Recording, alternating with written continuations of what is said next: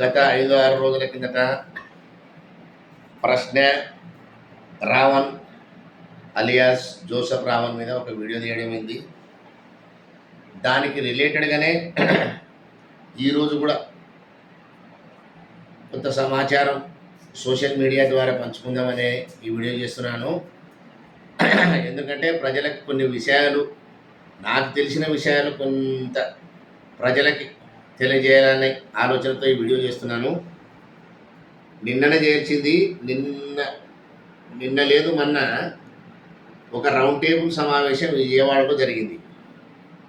ప్రశ్న రావణ్ మీద దేశద్రోహం కేసు పెట్టడము అది నేరము అనే వీడియో. అందులో సిపిఐ పార్టీ చికెన్ నారాయణ గారు, సిపిఎం పార్టీ మధు గారు, వైసీపీ పార్టీ నుంచి ఆయన ఒక గంట రాంబాబు గారు, ఒక గంట చాలు అనే రాంబాబు గారు, అంబటి రాంబాబు గారు, ఇలా కొంతమంది రౌండ్ టేబుల్ సమావేశం చేశారు. ఆ రౌండ్ టేబుల్ సమావేశంలో అంబటి రాంబాబు గారు కూడా చెప్పారు, న్యాయం జరిగేంత వరకు అంబటి రాంబాబు గారు చెప్పారు, ఎవరికి, ఈ రావణునికి న్యాయం జరిగేంత వరకు మేము అండగా ఉంటామని. రావణు ఏమన్నా రైతుల కోసం మాట్లాడా, రైతుల సమస్యల మీద మాట్లాడా, లేదా ఉద్యోగస్తుల సమస్యల మీద మాట్లాడా, విద్యార్థుల సమస్యలు ఏదన్నా ప్రభుత్వ దృష్టికి తీసుకుపోతే ఆయన మీద దేశద్రోహం నేరం పెట్టిందే ప్రభుత్వం. ఆలోచన చేయాల. ఈ రౌండ్ టేబుల్ సమావేశంలో పాల్గొనే అఖిలపక్ష నాయకులందరూ ఆయన మాట్లాడింది అందరికీ తెలిసిన విషయమే. నక్సలైట్లకు అనుకూలంగా మాట్లాడు, హిడ్మాని పొగిడాడు. హిడ్మా దాదాపు 200 మంది 220 మందిని పోలీసులను అయితేనేమి ప్రజలని చంపడం జరిగింది. అటువంటి వాళ్ళని పొగడడం జరిగింది.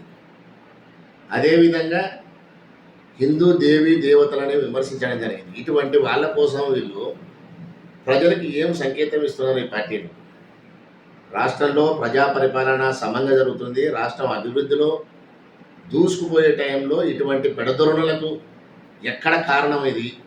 కాబట్టి ఇదొకటి, దీన్ని ఖండించాల్సిన విషయము ఈ అఖిలపక్ష సమావేశాన్ని. అదేవిధంగా వైఎస్ఆర్ పార్టీ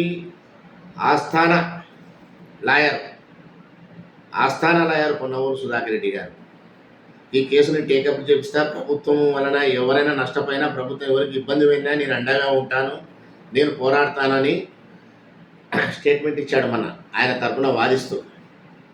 ప్రభుత్వం వలన ఆయన ప్రభుత్వానికి అటువంటి వాళ్ళని నువ్వు ఏ విధంగా నువ్వు వాదిస్తావు వాళ్ళకి సపోర్ట్గా?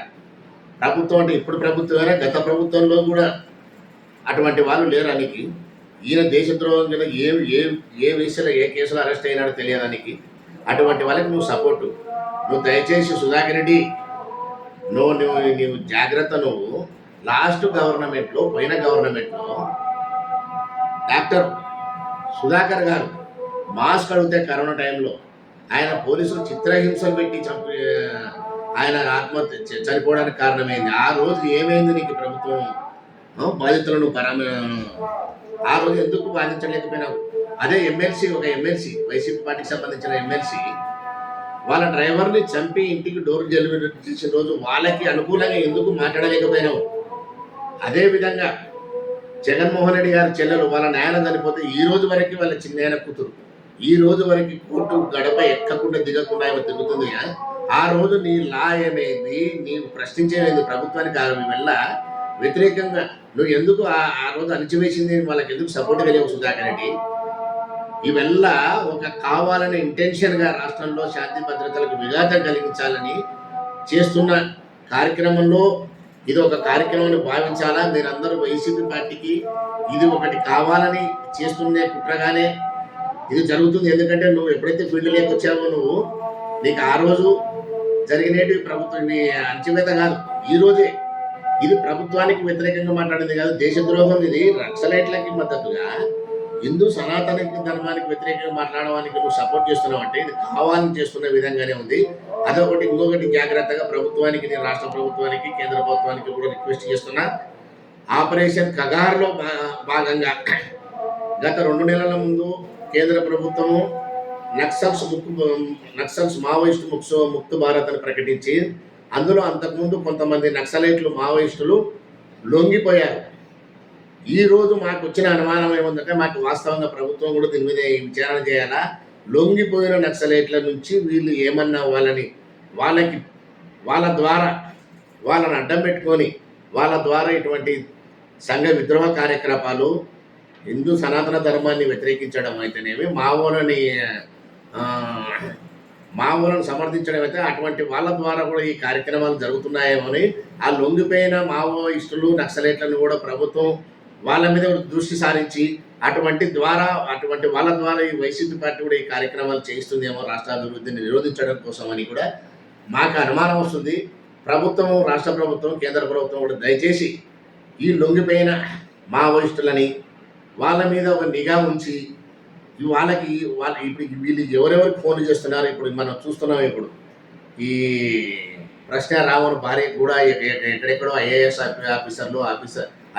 ఆఫీసర్లు కాంటాక్ట్లో ఉన్నారని, ఇవెల్లా కూడా సమగ్రంగా విచారణ చేసి చర్య తీసుకోవాలని ప్రభుత్వాన్ని కూడా రిక్వెస్ట్ చేస్తున్నాను. ఇటువంటి వాళ్ళకి మద్దతుగా ఈ పొన్నవూరు సుధాకర్ రెడ్డి మాట్లాడుతున్నారంటే వీళ్ళకు కూడా ఏమైనా భాగం ఉందేమో, వీళ్ళ మీద కూడా విచారణ చేసి చర్యలు తీసుకోవాలని ప్రభుత్వాన్ని డిమాండ్ చేస్తున్నాను, కోరుతున్నాను. ప్రభుత్వం మీద కోరుతున్నాను.